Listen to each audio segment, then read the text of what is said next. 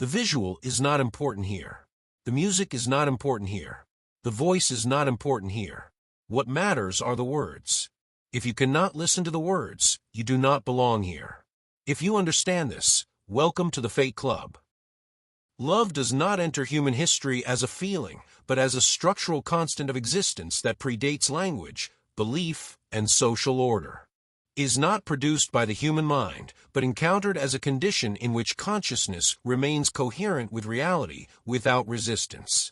In the earliest descriptions of existence, love is not defined as attachment or emotion, but as alignment, a state where awareness does not oppose what is, and therefore does not fragment itself. This condition is not achieved, it is remembered, and its apparent loss marks the beginning of individualized experience.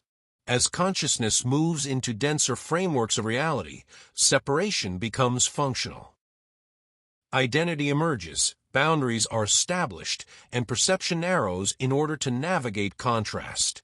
Within this narrowing, love does not disappear, but it adapts, taking forms compatible with division. What was once a universal field becomes localized, contextual, and conditional. Self-love appears as the first stabilizing adaptation. It is not narcissism in its original form, but a compensatory mechanism that allows consciousness to remain intact within isolation. It teaches the individual to preserve coherence in an environment where unity is no longer directly perceived. Without it, fragmentation accelerates. Love for another appears next, not as transcendence, but as negotiated connection. It allows separate identities to synchronize temporarily without dissolving their boundaries. This form of love introduces exchange, expectation, and vulnerability. It carries beauty, but also dependency, because it still operates inside a framework of lack. These forms are often mistaken for the peak of human capacity. They are praised, defended, and moralized. Yet from an observational perspective, they function as transitional structures rather than final expressions. They stabilize consciousness within a reality organized around polarity. In three-dimensional perception, love is inevitably entangled with fear. It seeks continuity, recognition, and confirmation. It reacts to loss because it is defined by possession. Even its most elevated expressions remain influenced by the need to preserve identity. Ascension does not amplify emotion. It alters the architecture through which reality is processed. As this architecture changes, love ceases to function as a response and begins to reveal itself as a background state. It is no longer triggered by conditions because it is no longer negotiating separation.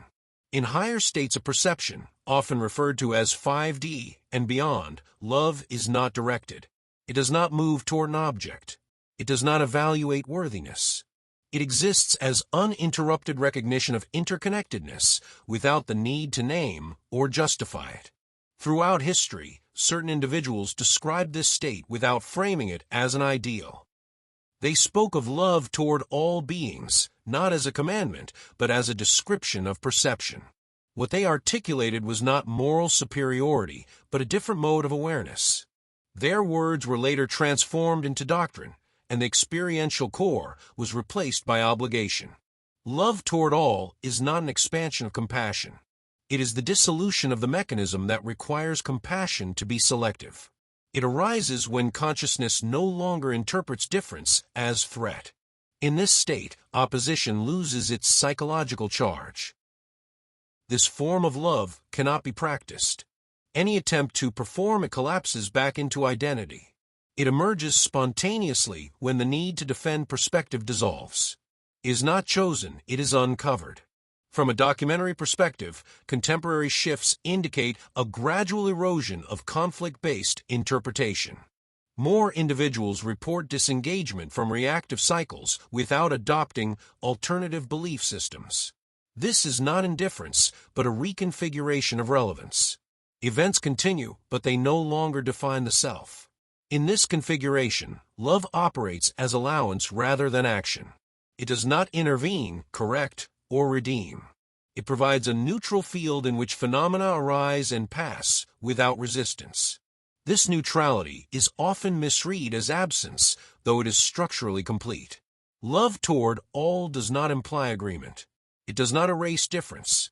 It removes the need to position the self against what is perceived. The world is no longer filtered through opposition. Ascension, in this context, is not upward movement. It is the release of perceptual compression. As layers of interpretation fall away, coherence returns without effort. Love is recognized not as something generated, but as something that remains when nothing is withheld. Humanity is not learning a new form of love. It is remembering the condition that existed before separation became necessary. Self-love and relational love fulfilled their function within divided perception. Love toward all becomes relevant as division loses credibility. This state does not produce euphoria. It does not promise resolution. It does not announce itself. It is detected only through the absence of internal resistance toward existence. Relationships shift within this framework. They are no longer contracts of validation. They become expressions of shared presence without ownership. Connection persists without dependence. This transition does not occur through collective agreement. It unfolds quietly, individually, without coordination. Old narratives lose urgency without being confronted. They simply stop organizing perception. Love, in its universal form, is not the goal of ascension. It is the byproduct of coherence. When control dissolves, alignment remains. When fear loses function, boundaries soften. Nothing is added to consciousness in this process. Nothing is achieved.